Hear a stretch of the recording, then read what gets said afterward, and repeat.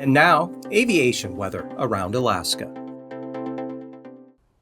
Friday morning's flying weather. IFR here from the Bering Sea into the western interior and then northeastward there across the Yukon Flats, and then southeastward here across the northern Kuskokwim Valley and along the Alaska Range. Another zone down there over Bristol Bay, and a band associated with a front here pushing into the central Bering Sea, extending down toward Nikolsky and exiting Atka. Marginal VFR, western Aleutians. Marginal VFR, southeast coast on up into Prince William Sound and southern Kodiak Island.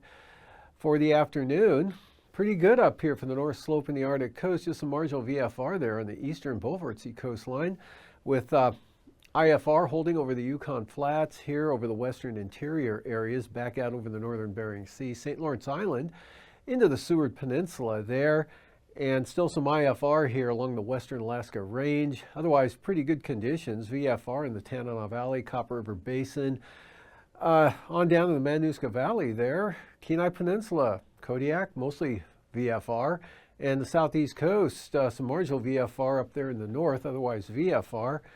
And this front here, bringing a band of IFR, trying to push it eastward there and toward Bristol Bay in the Alaska Peninsula. Then a break behind that, followed by more marginal VFR. And for the Saturday morning outlook here, we've got IFR across Kotzebue Sound, northern Seward Peninsula, and through the central interior here, north and south of that band. Some pretty good VFR at Kuskokwim Valley, down across Prince William Sound, into the Gulf of Alaska, and also up here over the northern interior, some marginal VFR possible for the central eastern Arctic coast.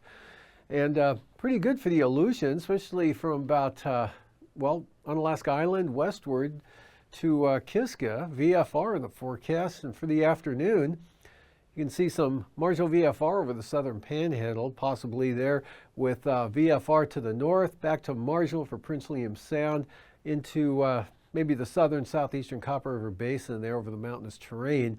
Cook Inlet, Susitna Valley, Kodiak Island, and the western Alaska Range. And portions of the Kuskokwim Valley on up to the north there, VFR. Marginal for the Arctic coast, and then a band of IFR here from St. Lawrence Island down across the southwest coast, just barely clipping Cape Newenham there, associated with a weak disturbance there, weakening front. But good VFR out to the west of that, and until you get out to Shimianatu, then it's only marginal. For the passes, Anatuvik, marginal VFR, Adigan, VFR. Lake Clark and Merrill, IFR, same forecast for 80, occasionally IFR conditions possible throughout the day on Friday, but windy, going for a VFR forecast there, and optimistically VFR for Isabel and Mentasta, as well as Tanita. Then for the Portage area, marginal VFR, same thing for Chilkoot and White, rather marginal for the day Friday. And for the freezing levels, we've got at the surface here, all the way up into the northern Bering Sea, just south of St. Lawrence Island, otherwise 2,000 feet here over the eastern Aleutians and over the Queen Charlotte Islands. And from there, looking at icing, a band of possible isolated moderate icing here, rime or mixed icing, St. Lawrence Island in across the central interior areas over into the Yukon. Otherwise, north and south of that zone, pretty much icing free.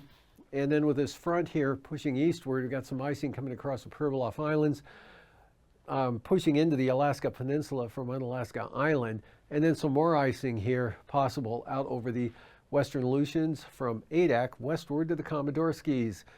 And for the jet stream here, large area low pressure there over the western Bering Sea, southwest jet here, about 120 knots there, coming in toward the southwest coast.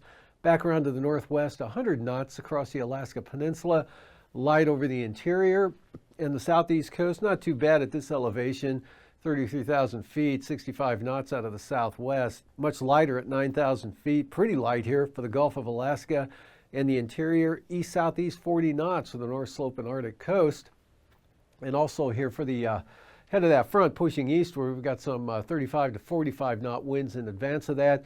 Lighter behind the front and then picking back up with this low there up to 50 to 55 knots.